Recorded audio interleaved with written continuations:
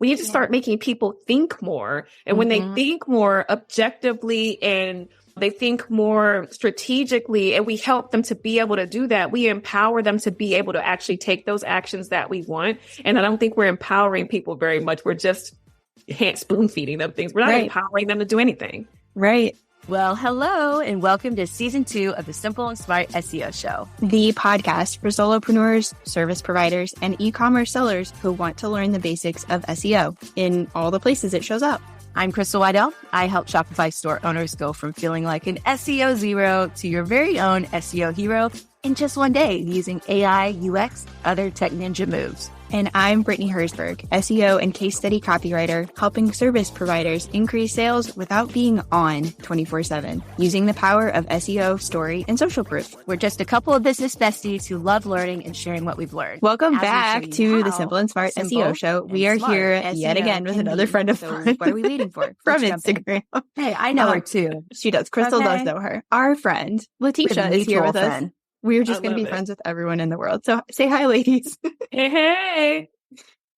Hello. Crystal, say hi. There you go. So we're going to be talking about how to get visibility and promote your SEO channel. We love how Latesha talks about this. So we were so excited that she was like, yeah, I'll join you on the podcast. Heck yeah. And before we dive into too many things, I love asking people how they define SEO or what they think of. And there's never a wrong answer. We just like collecting the answers. Oh, well, okay. That's a good question. How I define SEO is the ability for people to find you anywhere on the internet. And I feel like when people focus so much on social media channels, I'm like, if that person's not on that channel, they can't find you. But wouldn't you want to be found by people everywhere? Like truly everywhere, and give accessibility to access to your information and what you have to offer. So I feel like search engine optimization is this accessibility of information more widely to a bigger audience through search channels like Google or Pinterest or YouTube. Exactly. Or the new Bing. I will not be on Bing. The thing about they have pretty pictures. Yeah, they make it a little bit of a hindrance because you have to then download Edge, which is another web browser. And I'm like, literally not a thing. No, thank you. I have downloaded Chrome because I have an iPhone. Safari is the default, although sometimes then it goes to DuckDuckGo. And I'm like, what's up with this DuckDuckGo? So that's been new on my iPhone. And then I downloaded You. Have you heard of you.com? Okay. It's an ad-free Google, essentially. Oh, yeah. wow. So that's cool. Yeah. Everybody talks about the new Bing, and I'm like, I want to be over there and on there, but I'm just like, I cannot keep filling up my phone with all these web browsers. Thank you. Searches. But okay. So I'm curious, like, how do you weave SEO into what you do, and what do you do? Can you talk a little bit about that? Absolutely. I'll share what I do and then how I definitely weave it into my business. So I am a marketing coach, consultant, and community builder. I obviously do speaking and everything, but primarily my business is helping people with organic marketing, which is why I love SEO. I have been helping service providers and business coaches to learn how to market their high value skill set that they typically get from corporate or their educational backgrounds and leverage that into high ticket offers usually.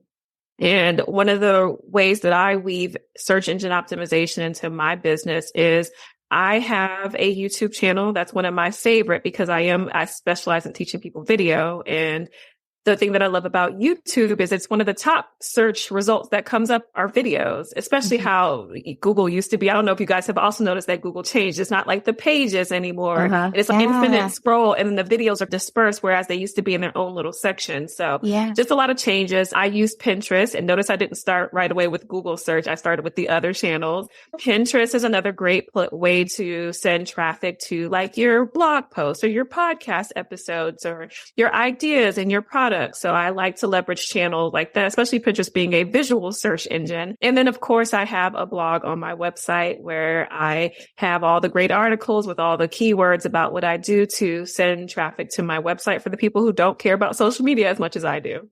So how did you choose the keywords that you wanted to show up for? Because I feel like coaching and helping business owners with marketing and that type of stuff, it's a hard niche to really quantify with keywords. You got any tips around that? I think one of the famous things that online business coaches love to talk about is niching, and part of niching and your content pillars. But we really are just telling you to find your keywords so that you can talk about those things. So I think when I'm trying to explain the different parts of marketing and I get to SEO, I'm like, your content pillars are not just so you can show up on social media. It's what you want to be known for. And those are the keywords that have to be there, right? It has the thing that you need your topics to be about. If you start a YouTube channel, you have to make sure that you do content on these topics that are related to this stuff. So I think that when you're teaching and coaching business owners, it's important for them to know what they specialize in and then to research the ways that people actually research how to get help with those things that they serve in. Yeah, definitely. So you shared the different channels that you're on. How might a business owner, like I'm a service provider, how might a service provider go about choosing which channels that are best, like a good fit for them? Ooh, this is a good question. I actually did something to teach people how to figure out which marketing channels are most aligned with their personality and energy, right? Their energy type. I think a lot of business owners feel obligated to be on certain marketing channels because they're popular.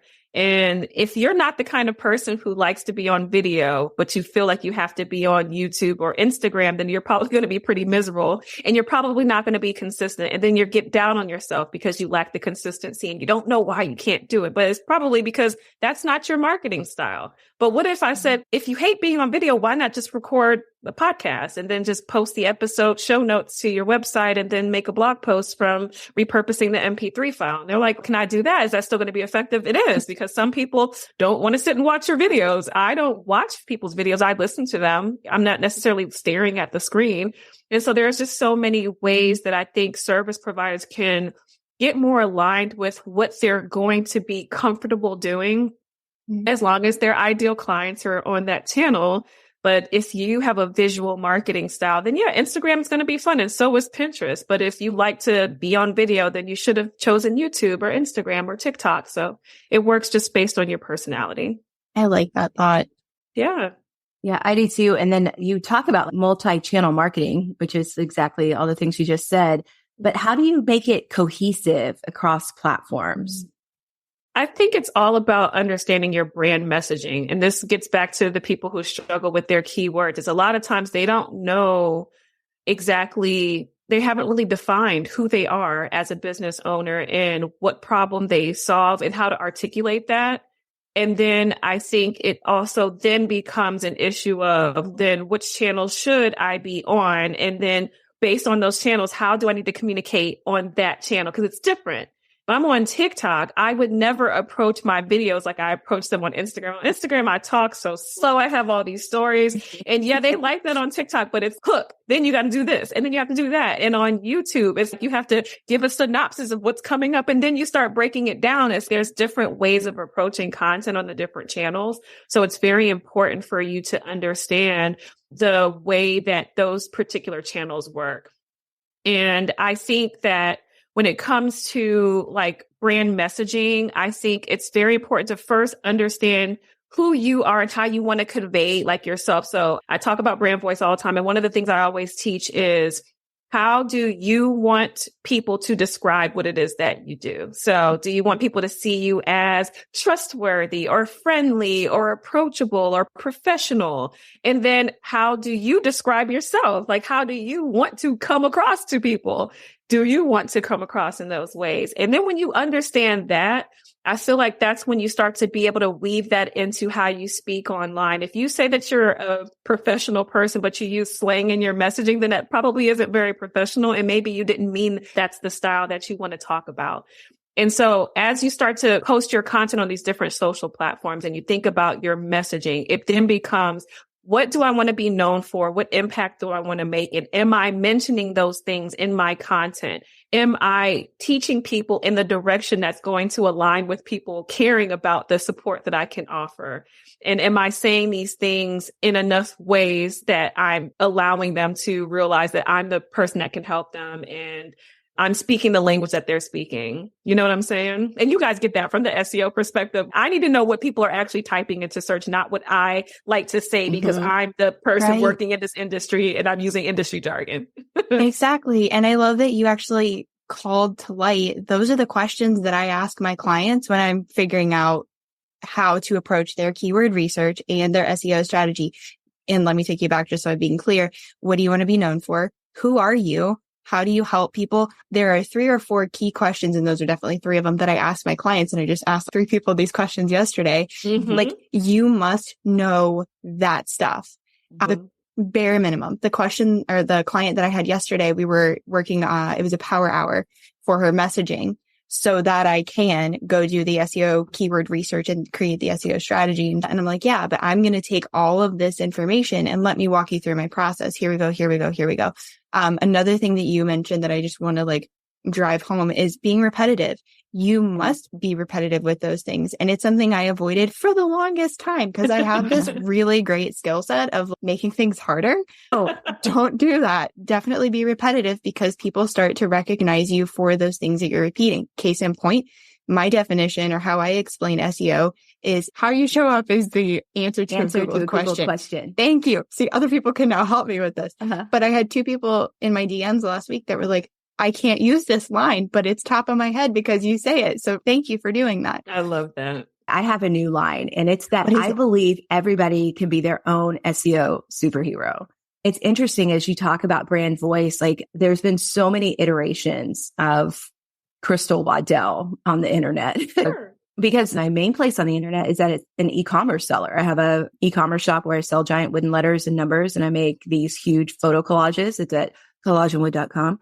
And that's how I met Carrie Fitzgerald. Oh, I love And that's how I came across you back when you did her branding and different things. That's how far back I remember. That's so funny. That's right? That was 2020. Yeah, exactly. And Carrie really helped me dive into Pinterest more around 2020. And I like Pinterest. I use Pinterest for my business. It's a major part of traffic, like driving traffic to our e-commerce site. But I don't like how Pinterest changes, and I don't like being at the whim of somebody else's platform to be an expert at this. So I was like, that's not really a good fit for me either. So I talk about Pinterest. I can help people with their Pinterest, but that's not what I want to be known for. And I finally realized what I want to be known for is just that idea of empowerment, that you can do this. A lot of people think SEO and they're like, oh my gosh, I'm not techie. I can't. And it's sweetheart. You can use words and you can articulate everything that you're saying, like what you do, what you sell, how you help people. You can be your own SEO superhero. So I just want to throw that out there. I love that. No, that's great. And there was one other thing that I wanted to tie in, which actually works for e-commerce and service providers. It's if you're ever stuck with trying to stay away from that industry jargon that Latesha was talking about, go to your people, ask your people. All right. Hot tip for you, or like peek behind the scenes. The reason I like asking our guests how they define or how they think of SEO is because guess what? Other people are going to think the same thing. Yep. And then I can use that for content. We can put that in the show notes. We can put that wherever we need to help you, to help us help you understand SEO. Yep. So always go to your people. Okay, let's bring it back. So could you take us through the process, like the overview of brand messaging?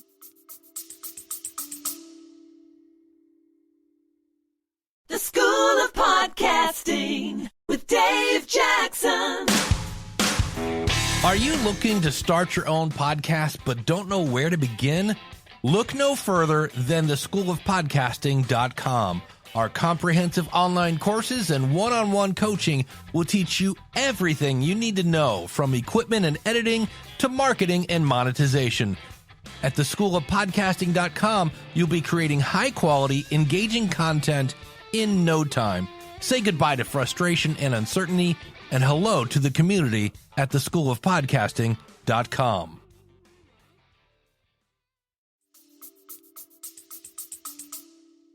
Yeah, absolutely. So I always start brand messaging off with who I am first before I get to who I want to be known as or anything else. So who am I? So what are my values? What is my mission? What is the vision that I actually have for my company? And then what things am I best at helping people with, right? What are my areas of expertise?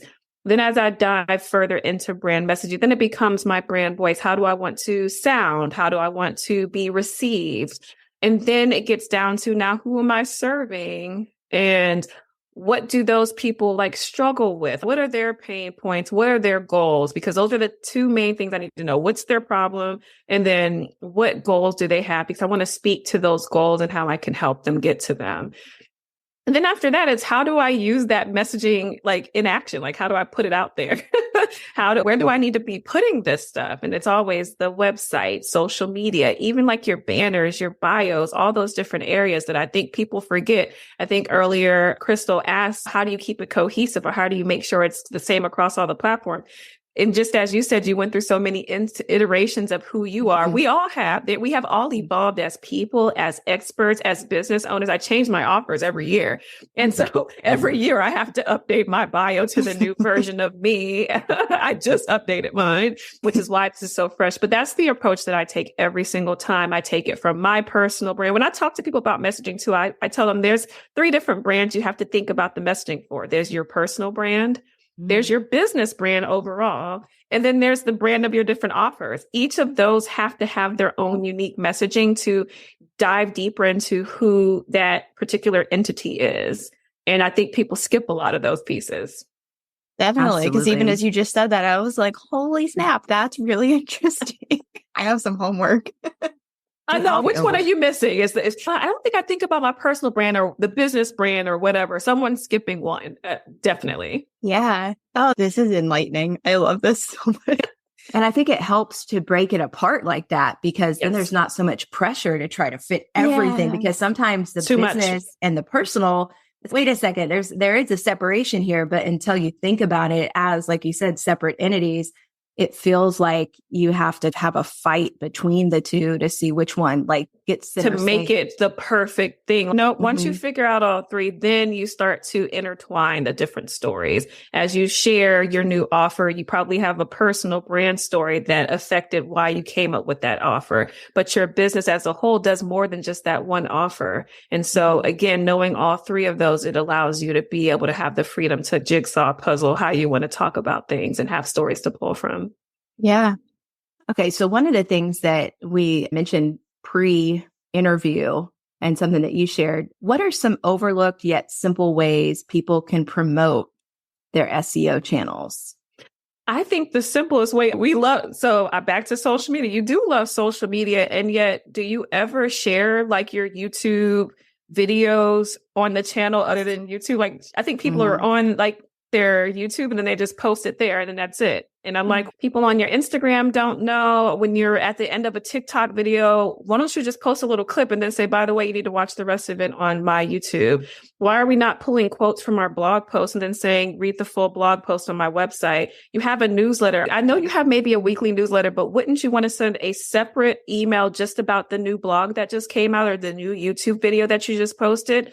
Because those things sometimes get buried inside of newsletters and then people forget, or they get buried inside of stories. Why isn't it in your link? You should have an aggregate of links in your bio, and one of them should definitely lead to your other major channels that you know actually drives traffic. And the thing about SEO that people forget is that unlike social media, it grows over time. It gets better as it ages. And the longer that these search platforms notice that this thing has been around, the better they show, the more they show you, the more they trust you. And the sooner you can put those things out on those channels, the better. And the more you can get people to that particular channel, the better it's going to be for you in the long run.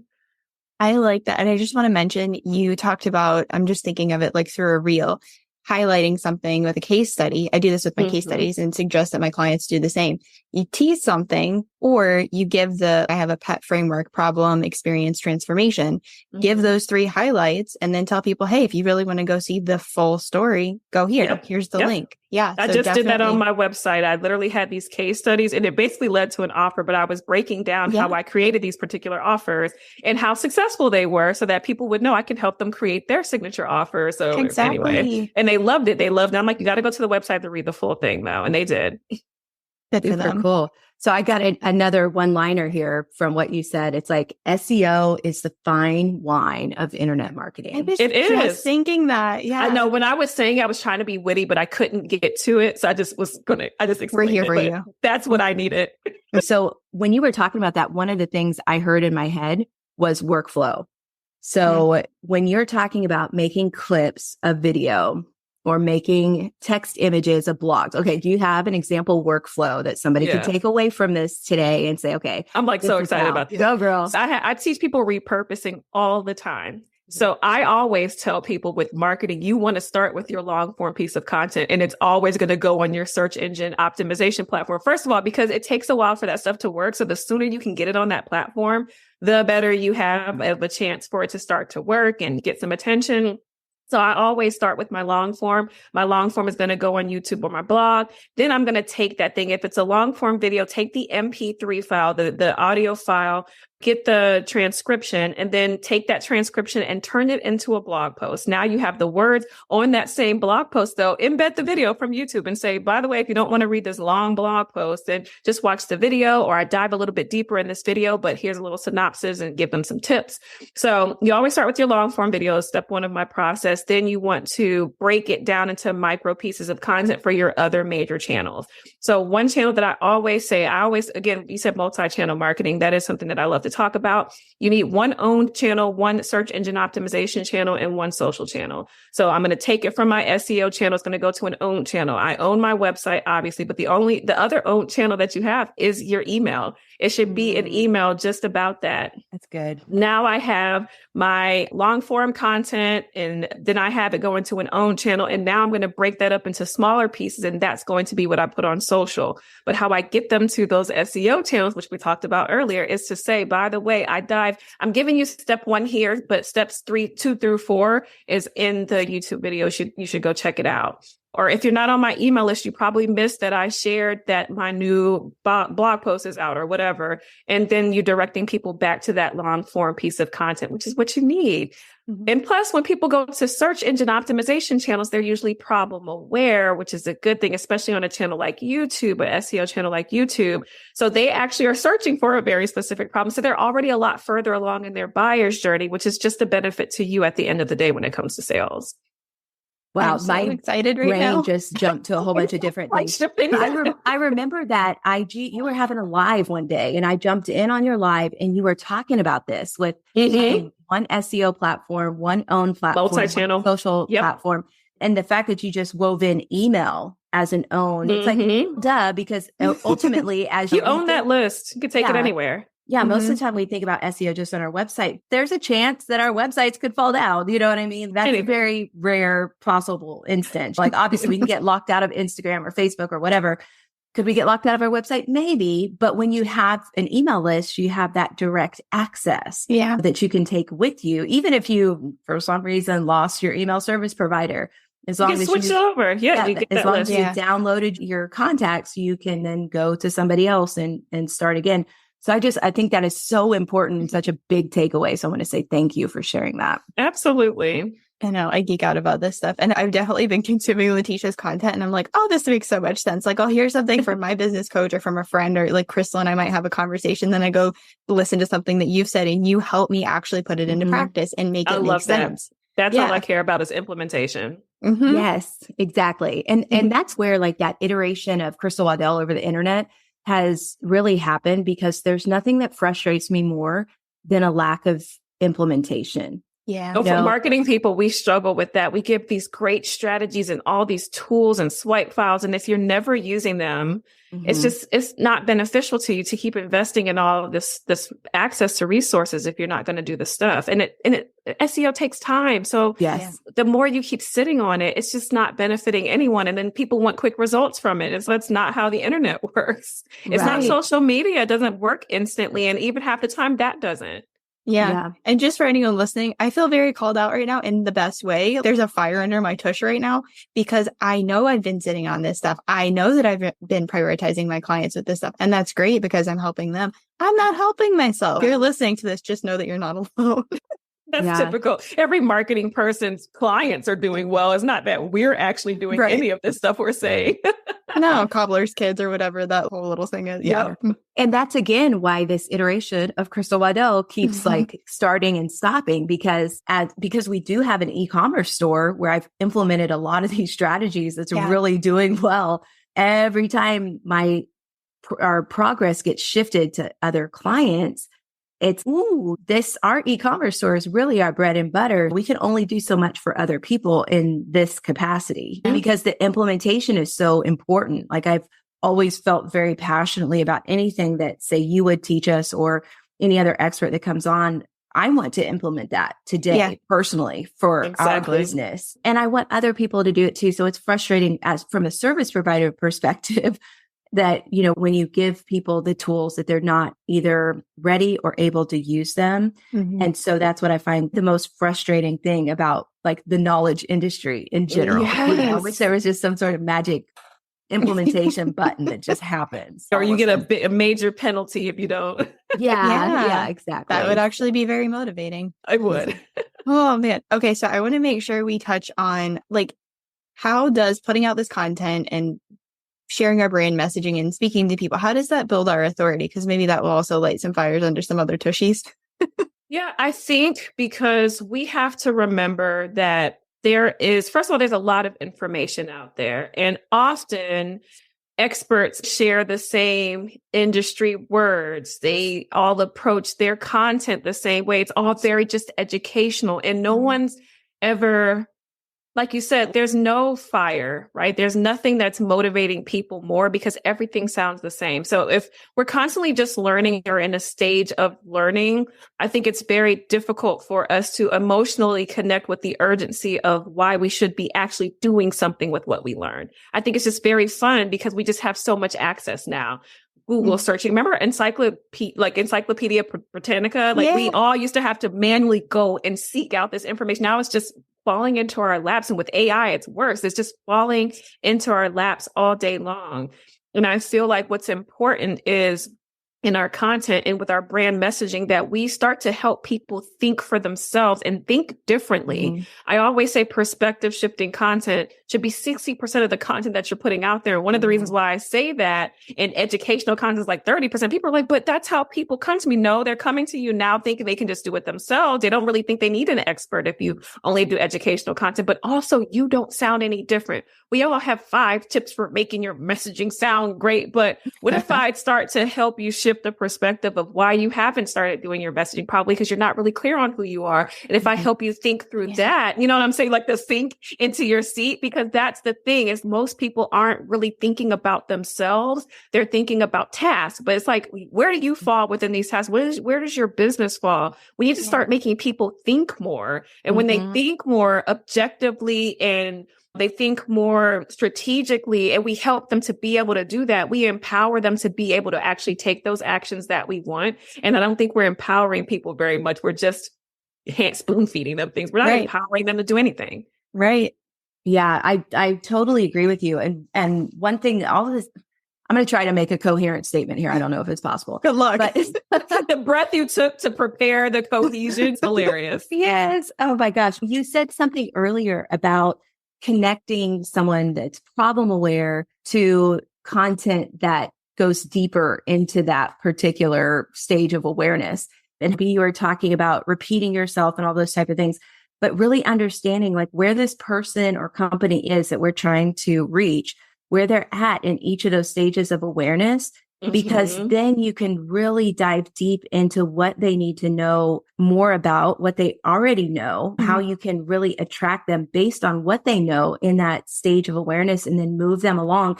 And so I think so many times it's like, we feel like we have to do so much, but once you do get clear on that messaging, you can go so deep and serve people so well because you're just easing them on that path to their own self-awareness, to their own self-education or ability to fish on their own. So that's what everything you just said, that's the picture it painted for me. I'm glad. And speaking of painting pictures, a special tip for your audience, and this is something that I always tell people is when I'm approaching my content, I do it from a storyline perspective. And the storyline is just about the person's specific. So we all have target audiences, right?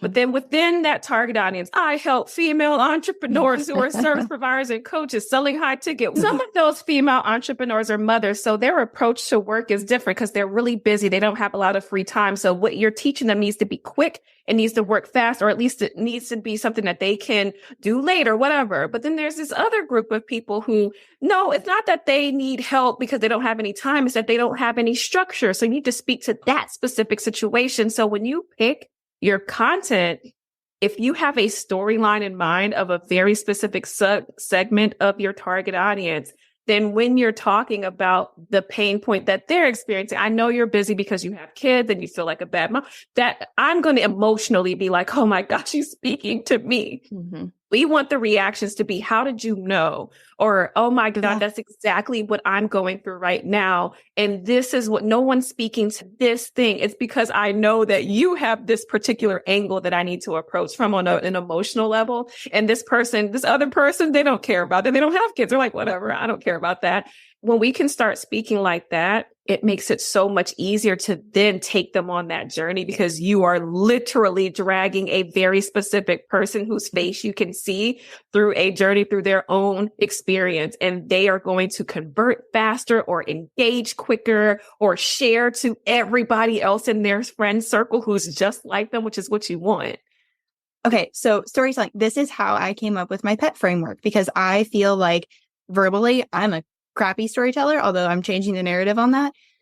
Writing, I'm better. However, I also like going on tangents and pulling in different things, and I want to tell everyone everything at the same time. I have this terrible habit that I've broken, thanks to the pet framework, of giving everyone the kitchen sink. That doesn't help anybody.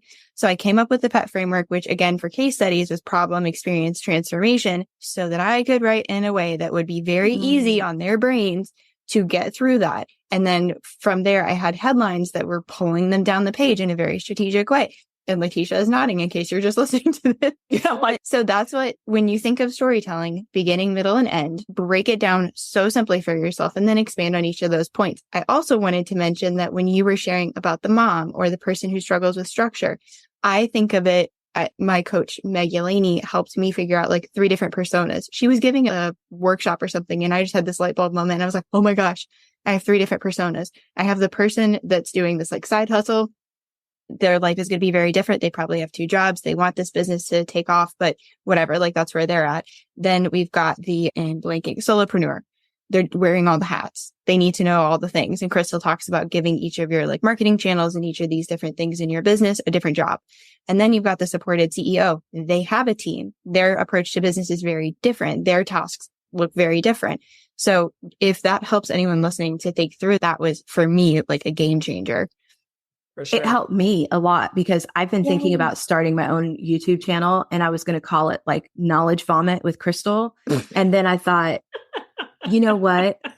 Maybe what you're saying right here would be a better approach.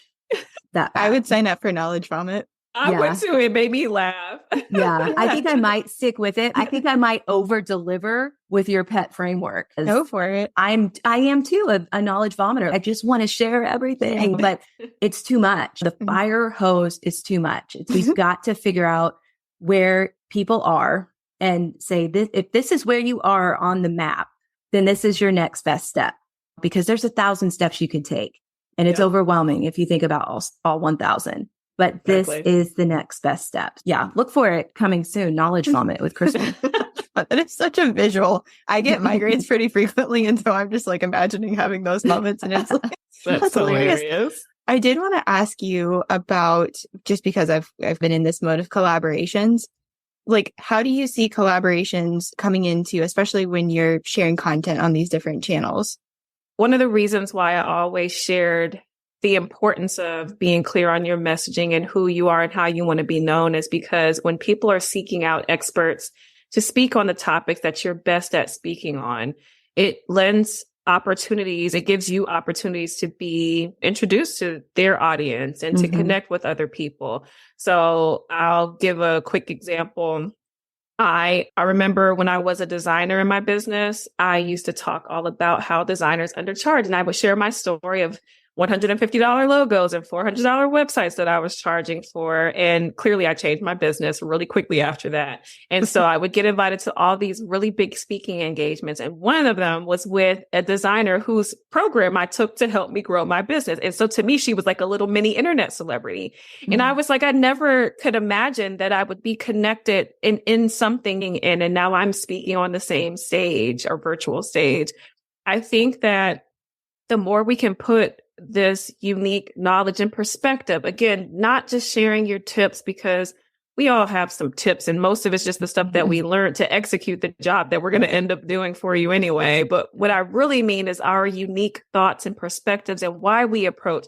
It's not just sharing the what and the why, or the why and the how, but it's like the what and the why behind it is very important. I think a lot of times we share what it is and how to do it, but not why we did it. And I think the more we can start to share our deep perspectives on why we do what we do, how we do it, the what and the why behind what we did, the more we can really help to connect and get those partnership opportunities where people want you to speak to their audience or speak in their community or connect with their clients. And it just opens up so many doors for you. And I don't think we don't realize how much that's organic, right? That is organic, because who's going to trust you more? Some person who just came across your reel 2 seconds ago and never seen your account before, or you speaking in someone's podcast or in their summit. I'm going to be like that summit girl on the stage. I feel like she knows what she's talking about because she was at the summit and I just paid $100 to attend. So I think she knows what she's talking about and I trust her now. Yeah. And what's interesting is this whole scenario right here is the perfect example of this, because you didn't know that I've been following you since 2020. I love it. And it's not that I'm stalking you on the internet. It's just that you come across my feed and I know who you are because I have a trusted person in Carrie that collaborated with you. And so I thought, man, this lady's neat. And then every once in a while, I'll catch your lives and I'll just enjoy hearing what you have to share. You speak to my heart. You speak to the problems of entrepreneurs in a really fresh way. And I feel like you're one of the few people on the internet who's coaching, who's not just regurgitating what everybody else is saying. Yep. And I think as a business owner, anytime you're learning about how to be a business owner, you get into that echo chamber of all of the people with the ad spend and what they're giving as business advice. But then you start to sort through it and realize this doesn't work for my business. And then you start to feel more confident. Okay, wait.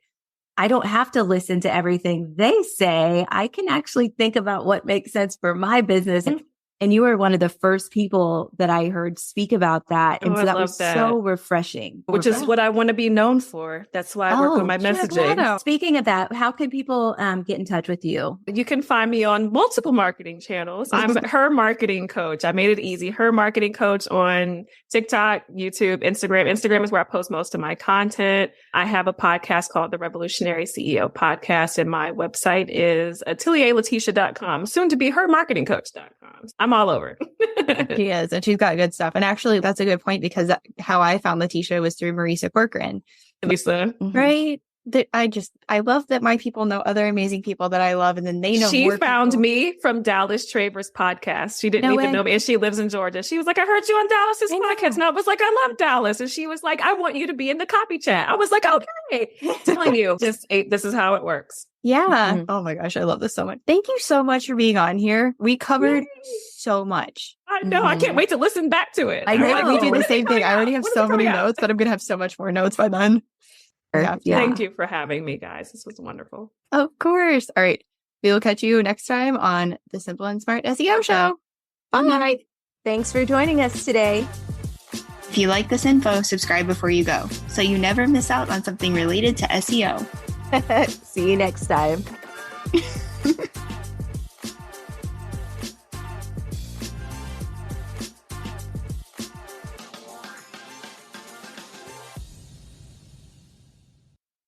Hey guys, this is Crystal, one of your co-hosts from the Simple and Smart SEO Show podcast. If you're looking for a unique, handcrafted way to spruce up your home or office, then collagenwood.com is the perfect place for you.